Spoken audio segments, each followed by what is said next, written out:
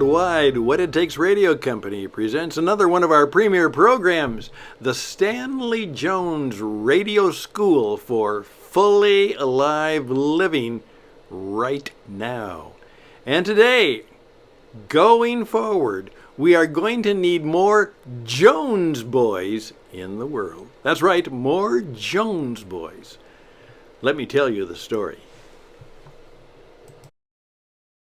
Well, greetings once again, ladies and gentlemen. I'm Stan, the radio man, and this is the Stanley Jones radio show, podcast, program, school. That's what we are. We are a radio school for fully alive living, starting now and forever.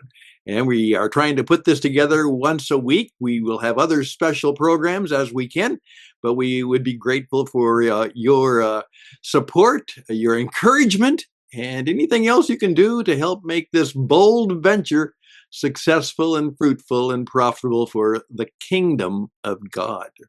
Remember that, the kingdom of God. And if we're students of Stanley Jones, we know that that was a big deal.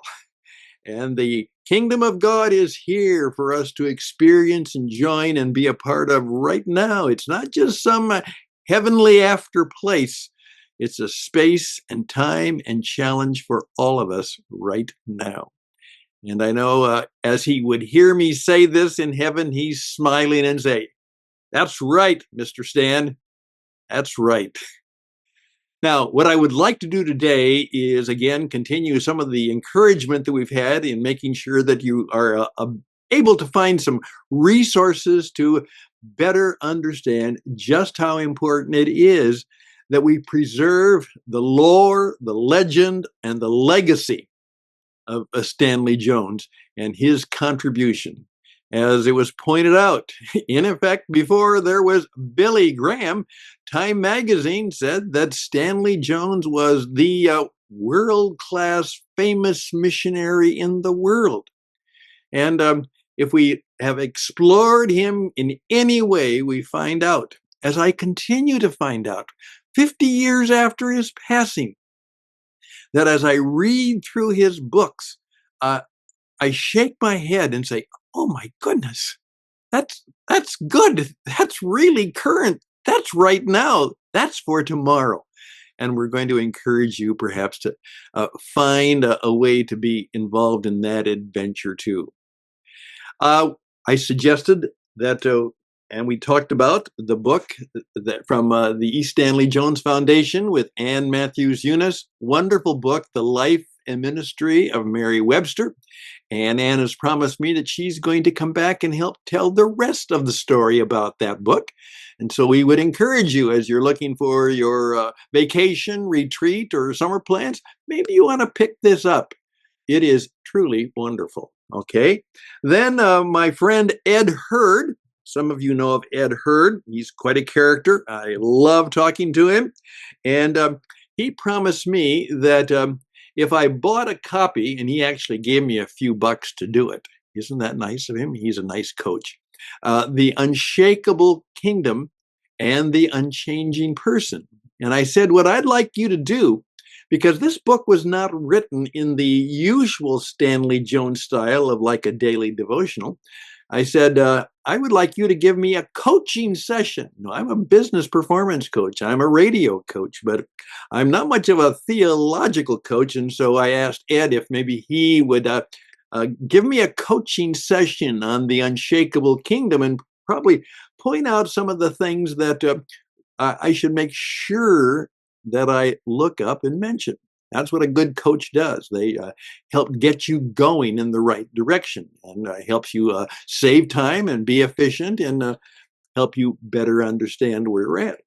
Then many of you are familiar with Reverend Leonard Sweet, obviously a man very much involved in the foundation of E. Stanley Jones and very much of a man who actually was involved in putting together the book that we mentioned on the new 100-year anniversary of the book, Christ of the Indian Road. I also picked this book up. It's called The Church in the Emerging Culture. I actually saw it at a used bookstore. I love to do that and pick up used books. Sometimes I like to pick up a used book that somebody else has already marked up and highlighted, because then I can actually get to learn something from the person who got the book before I did. I do that all the time. By Leonard Sweet, and it's just that. It's a taking of some of the modern thinkers who are dealing with what Stanley Jones dealt with 50, 60 years ago, which is the emergence of the postmodern world. And Stanley Jones encountered that in India about 100 years ago, long before the Western church had any sense of it, because India was already postmodern in that whatever works for you, that works. And he knew. One of the wonderful statements which really struck me is he said that I could not go into India and just say, I have the truth, because they thought everything could be true. And so what he had to do is, he said, I had to demonstrate, not just describe, not just preach, not tell. I had to demonstrate that my faith worked. Think about that. And I think you might find this very helpful. And maybe Leonard will come and talk about it sometime, because we want to be very much aware of what's going on, particularly in our culture.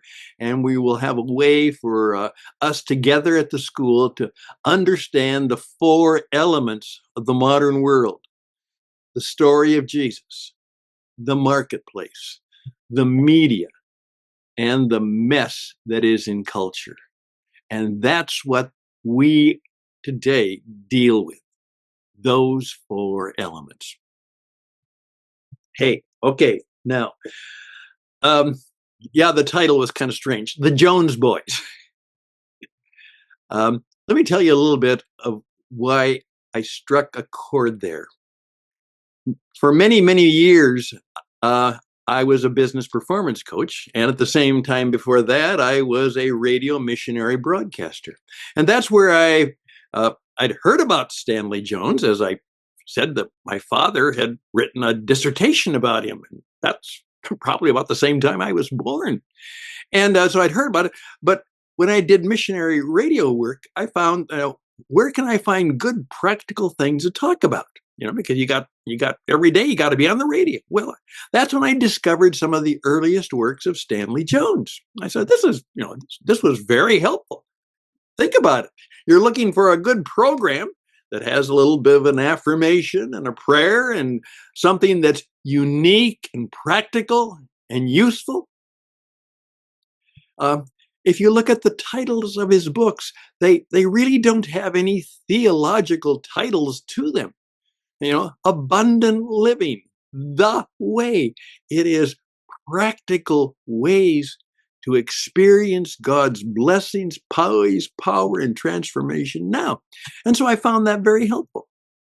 But then when I came back and got involved in business performance coaching, and that wasn't as a Christian, I was a Christian, but I was working in the secular rock'em sock'em knock'em down marketplace.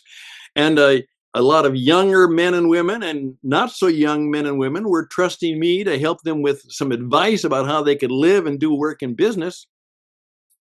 Guess who I found helpful? Stanley Jones, particularly dealing with fear. My first book was entitled Chapter 1, Fear Kills Everything. And it was one of the most popular chapters in the book. Guess who was one of my prime resources for writing that chapter? Yeah, the man, Stanley Jones. How to overcome fear. How to fear less in a fearful world. So again, he came into my life. And now I'm back as part of the story. But just recently, there was an interesting study that came out. And here's what we have discovered to our chagrin. We now know that the number of people in North America, at least, who call themselves Christians is going down. Yes, considerably. The amount of people who call themselves nuns, not N-U-N-S, nuns, N-O-N-E-S, nuns, they don't have any particular religion. No, you know, that is taking place. And in many places, the church is going down. Membership is going down. Now, we're hoping that maybe there's a little bit of a revival. It seems like maybe there might be a little bit of a revival taking place in some sectors of the world. Again, interestingly enough, probably the church in China is continuing to go and grow even in the midst of persecution, and that is oftentimes the case. Obviously, many of our good brothers and sisters in India are dealing with some difficulties in terms of how the culture and society is working and how it allows freedom of life and business and commerce to those who are believers. That's a problem, and we have to pray for them and help them. And that's why we want you to help support a Stanley Jones podcast that will be geared especially for India, produced by some of our Indian brothers and sisters. They don't need another old white guy talking to them. They need young men and women who are of the Indian culture, class, and commerce and entrepreneurship. That's who we are going to try and find. But an interesting comment. It has been noted that the number of younger men going to church is up. At the same time, younger women, it's going down, interestingly. And we also found out that very much many of these are people who now say, I don't trust the church, I don't trust the politicians, but I do trust the entrepreneurs. You know, those men and women who don't depend on anybody but their own selves, and they have to go and make life happen. And so there's a increasing interest among young men. And I think that is our opportunity. Now, remember, a man wants to achieve things. A man wants to move things. A man wants to make things. That's kind of how God made us. He didn't make us to have an easy life. And he made us to strive, and sometimes to struggle and work hard, and sometimes even have to be warriors. And as somebody was commenting about this, particularly as they were talking about will the new pope be able to help this continuing growth in young men? And the commentator said this. He said, please keep in mind that what is happening is that our young men and women are living a life that is a story with no plot. Story with no plot. Yeah. There's no purpose. There's no meaning. There's nothing in it that helps make sense. We oftentimes talk about how life has what we call a plot twist. That's when, all of a sudden, boom, something happens. And obviously a good story, sometimes the plot twists all the time. And so they get involved in all kinds of crazy stuff, looking for a purpose, looking for a plot, looking for something that gives them a sense of meaning and importance. I think we should help them very much. These younger men and women, but particularly the men seems to be where we could have greater impact. And so I think, as I said, we need more Jones boys. Yeah. It is time for us to understand that Stanley Jones was a man.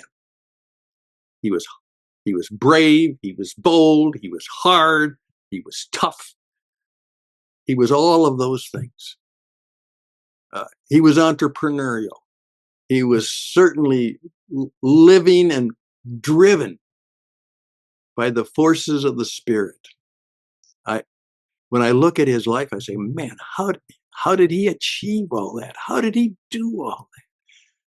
6 and 7 and 8 sermons a day. I mean, when I put on a 2-hour radio program, it wore me out. I think it's time that perhaps we make an effort to take the wisdom and the wit and the power and the poise. I love that book. You know, power, poise, the transformed life, power. For thine is the kingdom, the power, and the glory. And make that in a way that is attractive to the young modern men, particularly, but men and women in today's marketplace who are not only trying to find meaning and purpose in their life, but they've got to make a living. How can they be what I call Jesus following entrepreneurs, Jesus following businessmen and women? We don't, okay, please. I'm not sure we need more preachers and pastors. As Stanley Jones said, the church will grow through its laity, its empowered laity. And that's what we talked about last week, that Jones understood. That's why he gave up his professional religious positions, because he said, it is when I have men and women who follow Jesus, who have surrendered to him as Lord, who belong to him, not just believe in him, but belong to him. And we put them in the marketplace. We put them where everybody has to go. Not everybody has to go to church. And if they do, they only go for 1 hour a week, but they're in the marketplace 40 to 50 hours a week. Boom. That's where we need more Jones boys and women, gals. Yeah. I would just leave this with you. That's part of what we are going to try to do. And I would hope that some of you old guys and maybe older people would understand that that would be a worthy mission, to be supportive and powerfully supportive of mentoring and helping and encouraging young men and women who found Jesus, to find their way into the mysteries and the mess and the incredible demands of living and working in the modern marketplace today. That's what I'm hoping for. I'm hoping that we have more Jesus following entrepreneurs, Jesus following business leaders, Jesus following not politicians, Jesus following statesmen and women who are committed not to their political power and their own ego. They're committed to serving others. That would make Jesus smile, because that was the mission he gave us. That's what the kingdom was going to be all about. And the kingdom has come. And now we simply have to spread the good word. And we have to do it well and powerfully and purposefully, not sloppy, not stupidly, not lazily. We have to be brave and bold and strong and smart, and maybe sometimes a little bit tough, because if we do that, the enemy of our soul and spirit will come after us. He doesn't have to bother many people. They'll just do what they do. But once you are truly a belonger and a man or a woman who wants to make sure that the wisdom of God and the story of Jesus is told, you will attract the attention of some dark spots and places and personalities. But guess what? Jesus is Lord. He has defeated them, and he will defeat them again.